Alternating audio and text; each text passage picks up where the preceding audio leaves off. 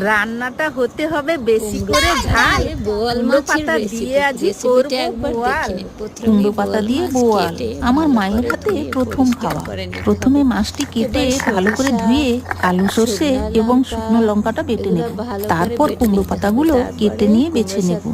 একটা পাত্রে মাছগুলো নিয়ে একে একে নুন, হলুদ, পেঁয়াজ বাটা, লঙ্কা বাটা, সর্ষে বাটা, রসুন বাটা ও সর্ষের তেল দিয়ে ম্যারিনেট করে নেব। একটা কুমড়ো পাতা হাতে ঘষে ম্যারিনেট করা মাছটি ওতে রেখে তার উপরে একটি কাঁচা লঙ্কা দিয়ে পাতাটি মুড়ে নিয়ে আঁচ জ্বালিয়ে কড়াইতে তেলে হালকা আঁচে ঢাকা দিয়ে 15 মিনিট ভালো করে ভেজে নিলেই রেডি কুমড়ো পাতা দিয়ে বোয়াল। গরম গরম ভাত আর তার সাথে কুমড়ো পাতা দিয়ে বোয়াল যদি সাথে থাকে তাহলে দুপুরটা জমে যাবে। বলো এখনই তো আমাদের বাসায় গন্ধ একেবারে এসেছে। জিভে জল চলে আসে। বলো, আমাদের দারুণ তো- হয়েছে, দারুণ। বলো ঘরেই তো ঘ্রাণ এসে পড়েছে। দারুণ।